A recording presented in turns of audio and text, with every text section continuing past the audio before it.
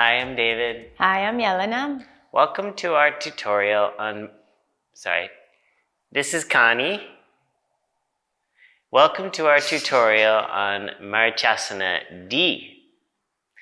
But before we go into it, then please subscribe, Like and comment. Let us know you're out there. We want to know what you think and what you want to see. Okay, so MARICHYASANA D. D is for dun dun dun dun. Would that be T? No, not ta ta ta ta. Oh. Dun dun dun dun. Okay. Or dreaded. Yes. Dubious. Yes. She doesn't know what dubious means. Okay, anyway, whatever. Yeah. It's Unpleasant. done pleasant. It comes after C. And we have a tutorial on C. Check it out. We talk about sort of the basic mechanics of twisting. And D is one of the gatekeepers in Ashtanga. And it involves the half lotus with the twist. So the stakes get a little bit higher. And we also have a tutorial on how to protect your knees. So make sure you watch that one as well after you're done here for more details. Yeah, we'll kind of summarize both the mechanics of twisting and the protecting the knees in this one too. It's pretty common for people not to be able to do half lotus. Certainly when they're beginning the practice. I was having trouble doing this kind of stuff at first. I remember feeling pressure in my knees and things like that, and looking at people who did it so easily, thinking like it's like their bones are hollow or something. For me, it was the other way around. Because of the dance background, my hips were already open, so half lotus and lotus stuff wasn't a challenge, but twisting was really difficult, and it is still something that brings a lot of challenge to my practice. Yeah, I mean, that might have to do with body proportion and things like that too. Usually the shorter your leg and the longer the torso, the harder it is going to be for you to bind in the twists. We can see why in a second. Or if you're one of those people that have longer arms, then twisting, and then particularly in this pose, there's a little bit of ease that comes with having longer arms, because it allows you to twist less but still do the work. Yeah. Okay, so let's look at MARICHYASANA D. So you do a regular jump through to sit, sapta. And then in Ashtanga, we always start with the left leg in half lotus first. So the left leg would come up, right knee would bend. And if we're doing first side, that means she's twisting towards the right. Arm comes out and around, spins in, back and around to bind. And then parshva drishti. Parshva means side, so she looks back over the right side. 1, 2, 3, 4, 5. And then inhaling, ashtau, you come out. And nava jump back. So in terms of vinyasa, since we're Ashtangis, and we're talking about in the Ashtanga context, this one's interesting a little bit because the vinyasa count changes from the other MARICHYASANAs. It's the same as, D is the same as MARICHYASANA C, where you go sapta, inhale into the position. So you really have to hustle, especially for D. You have to do so much movement to end up in the full expression of the posture in one breath. Yeah. And it's the vinyasa count, but that aspect isn't considered one of the gatekeepers. So being able to get into it on the one breath isn't a condition to move forward. In fact, even getting into it on your own isn't necessary kind of to move forward. So if you're lucky enough to have a shala or teacher, someone that can help you, if they can squish you into it, and consistently, not just once, but every day, then that's considered good enough for you to keep progressing through the sequence, because eventually you'll be able to do it on your own. One of the reasons why that maybe is that when you are getting assisted, there's a little bit of relaxing that happens. You can let go. And when you let go, your muscles get allow your limbs to get a little bit longer. And so doing the binds becomes easier. You can kind of go a little bit deeper in all the directions that you need to go to make the bind, yes. But you still might not be able to even just get into half lotus at first for a while. We do have video on protecting your knees, and we talk about modifications there, as well as the knee safety, yeah. But just to go over it quickly, if half lotus isn't a possibility at all, so if when you bend your knee past a certain point, you start to get pain, any kind of pain in the knee, don't push into that, don't explore the pain, release it, and do a flamingo version instead. So flamingo, you would just bring the ankle above and to the outside of the opposite knee, like that, making a 4 shape with your legs. And then from there, this is a great hip opener. You pull the other foot back, and you'll start to feel a lot of stretch in that bent leg hip. If the issue that is stopping you from closing your knee joint is your hip, which is often the case, most often the case, then this is a great modification because you're changing the hip. You're still getting a nice deep stretch in the hip. You could even put a little bit of a twist in there, turn towards the side, hold the foot, hold the knee like that. Or you could even try to get the arm to the sole of the foot here, like that. Okay?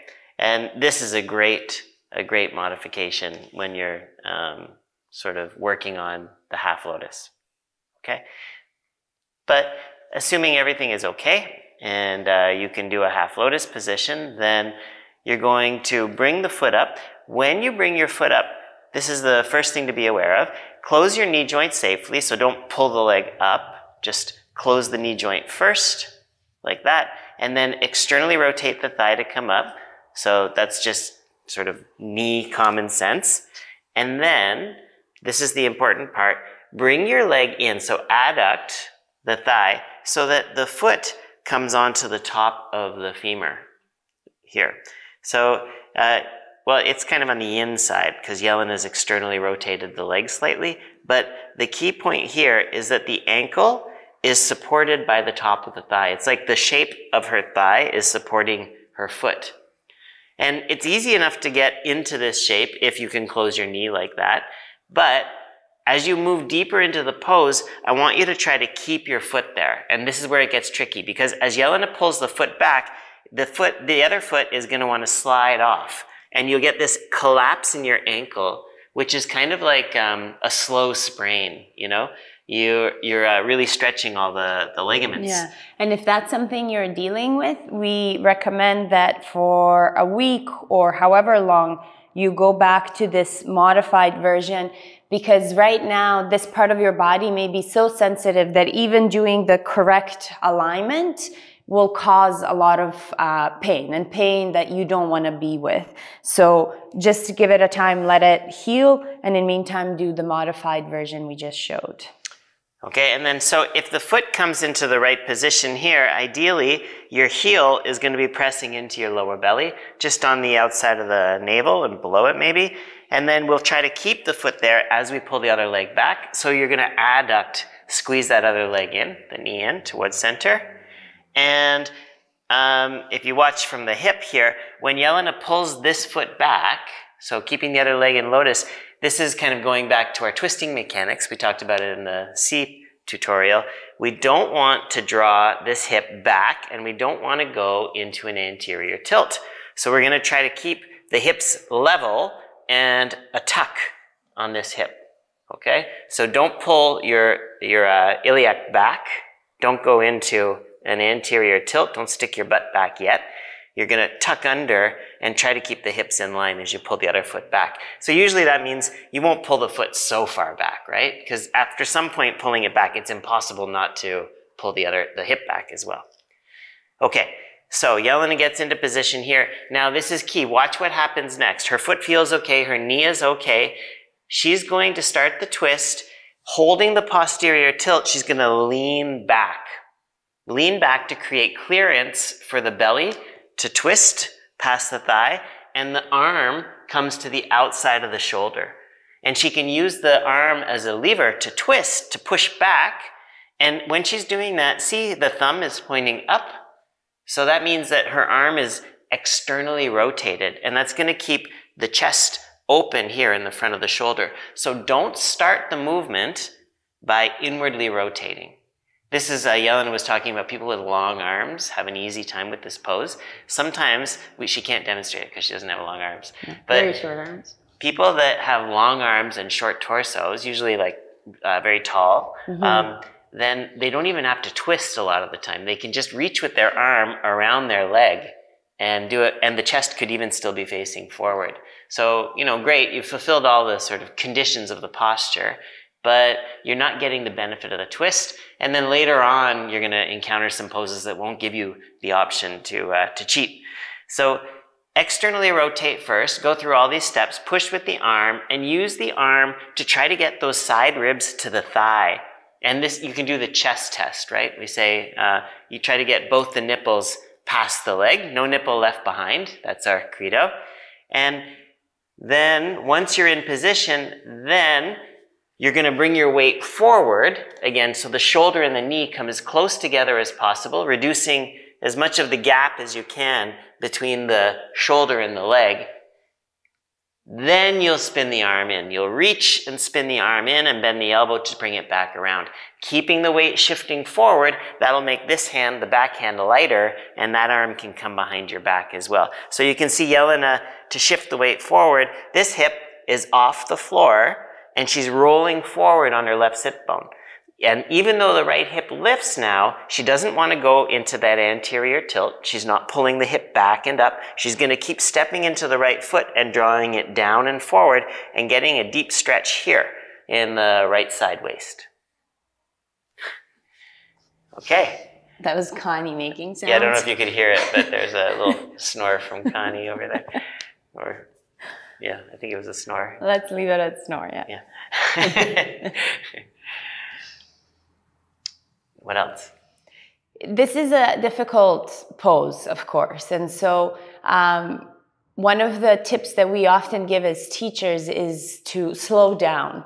So try to really break down what David was just explaining as I was doing it, because often we see people trying to get into it so quickly that they don't take time to find that twist where the chest really kind of goes to the side as much as possible, but rather in the rush, the arm collapses in internal rotation, and then there's that collapse in the shoulder, which can cause a lot of pain, if not immediately, down the path. So slowing it down and really understanding that resistance and using that resistance to your advantage, where it's okay to let this knee kind of come a little bit inwards to help you find more of a twist, but then to deepen it here, I always push the knee back into my arm, and I don't know if you can notice how that then turns my whole upper body.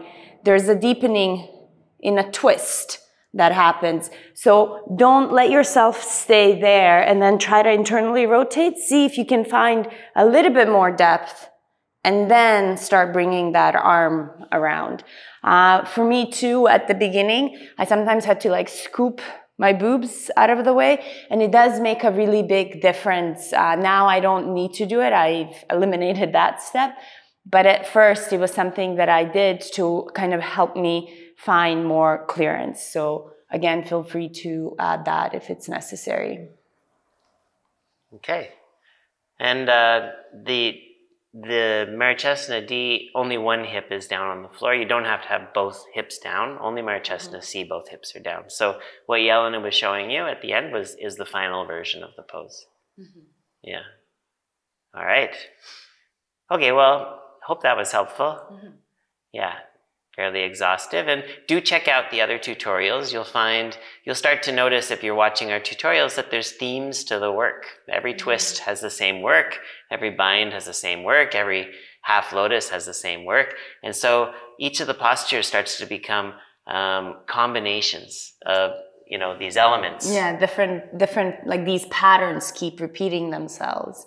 And that gives you, not necessarily a skill to be able to do it immediately, but it kind of sets you on the right path and you understand where it is that you're trying to go. Yeah. Okay. Let us know what you think. Give us a like, subscribe, and we'll see you next week. Bye. Bye.